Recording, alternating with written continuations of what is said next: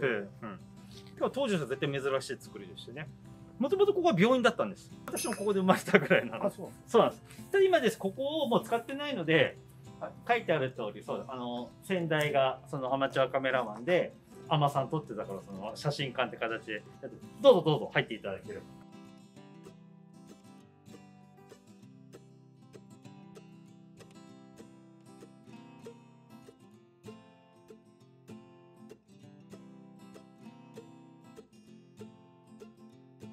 これまあ内容はねいつだそれこそ1600年頃に400年前御宿沖でスペイン船が沈没した時に御宿の海女さんたちがそれをもういろいろと助けたよという内容でしてね。で今でも御宿とメキシコが姉妹都市になっててですね、スペイン領だとメキシコ側だからね、なのでそれでなんていう形をちょっと書いてあってですね。で一応それでですね、御宿というとそこは海女さんがあるので先代これ撮ってた写真がちょっとこちらありますのでちょっと見ていただければなと。In 1609, a Mexican ship got lost in the Onjuku in the early Edo period. A local Ama-san saved 373 crew members. Ama-san, a woman who dive into the sea and catch fish and shellfish. Ama-sans who are good at swimming jumped into the sea and saved the sailors who were thrown into the sea.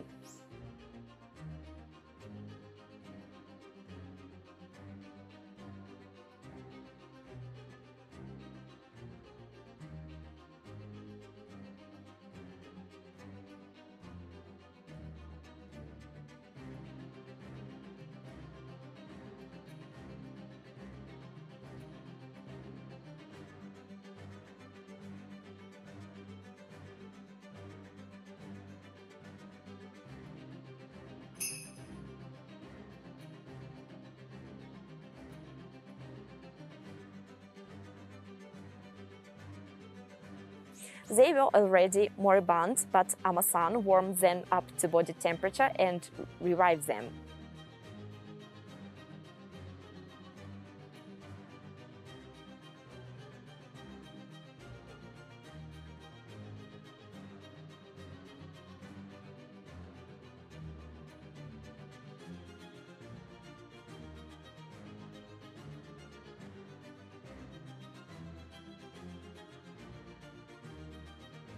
Even now, the friendly relationship between Onjuku town and Mexico continues. Many people in Onjuku are very kind.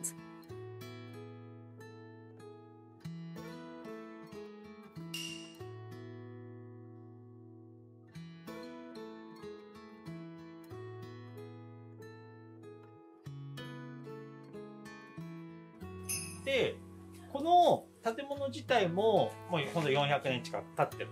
例えば梁使ってるこの梁自体がナンパしたサンフランシスコ号の帆柱だったり船の先端を使ってるんです。それだとおかしなところちょっとねやっぱ穴が開いてたりとかもしてるんですよね。なぜ船の部分はここに使ってるんですか？本当に言うとですね、それは生きてる人がねいればあれなんですけど、なんでだろう、それはね自分も分からない。たまたま正直今建ててた時期がねその時期でそれをちょうど使いたいっていうのがあってね。だからこの建物自体も町の文化財に指定されてるんですね。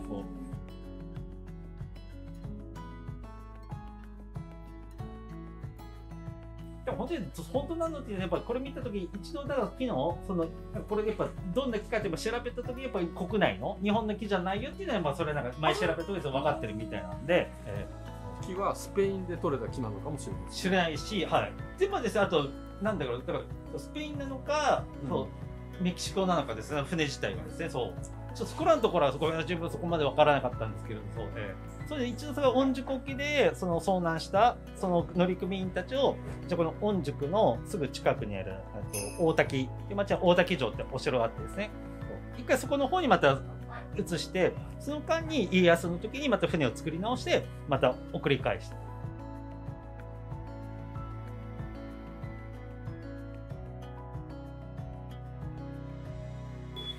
もともとそうですね、やっぱここの庄屋だったからってはあるんですけれども、だからそれでこういったそうですね、柱とかをね使えるってことがあるかと思うんですね。普通だったら、この木造の住宅でそういった船のそれ一部使うっていう普通だったらねありえないのかなと思いながらね。そうでも一方であれです大変なのがもうこの建物は柱があったりわらぶき屋根とかがですねあるから町の文化財になっちゃってるからこそいわゆる建物のメンテナンスっては結構大変でしてね。そうね。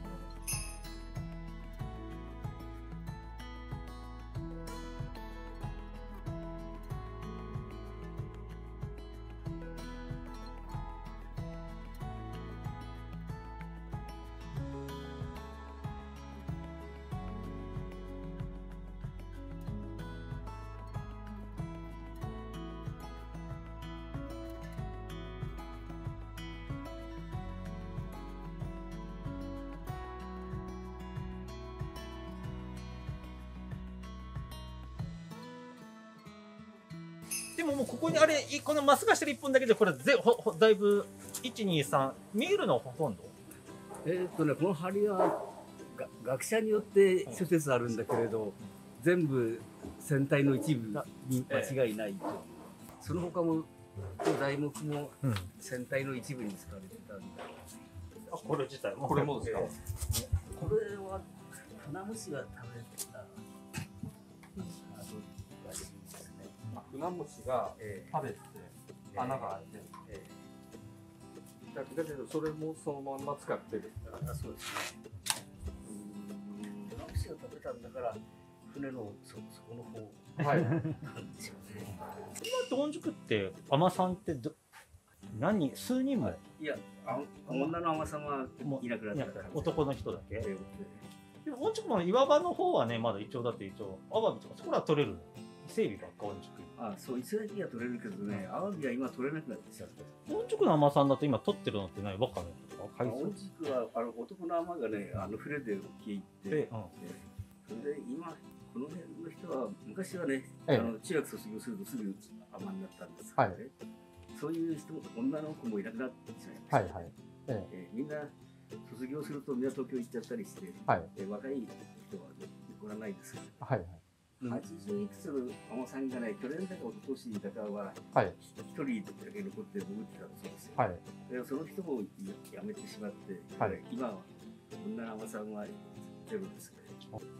そういうことで昔はね、御宿は特にアワビ、サザエがね、相当取れてた。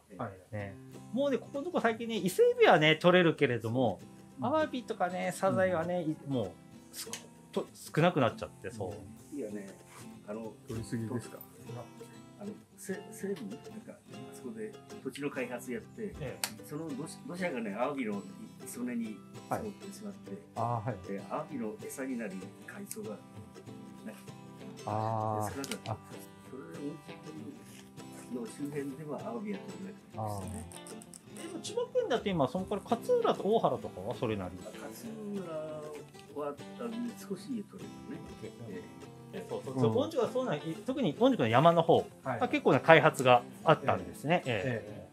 だから今本当に言うとそれがいつも平成入ったぐらい、昭和から平成、昭和どこからそれぐらいからそうやってそう。だから本当に面白いのが今伊勢海老、伊勢海老はあれでしょ、日本も千葉の外房が今日本で一番取れるぐらい。そうなんです。伊勢海老が一番取れる。伊勢海老より取れる。だからそれこそあれですよ、御宿とかの民宿行くと、あれですよ、一人に一匹伊勢海老出てきます。そう。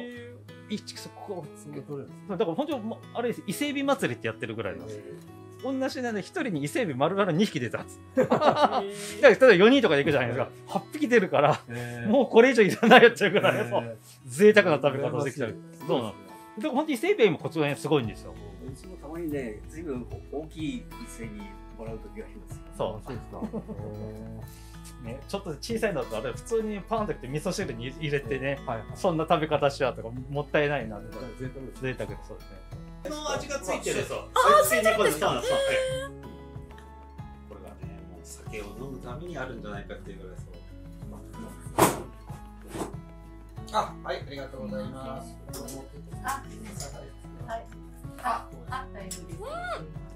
美味しい美味しい。美味しいんですよ。これすごく自分で言うのもあれなんだけどそう。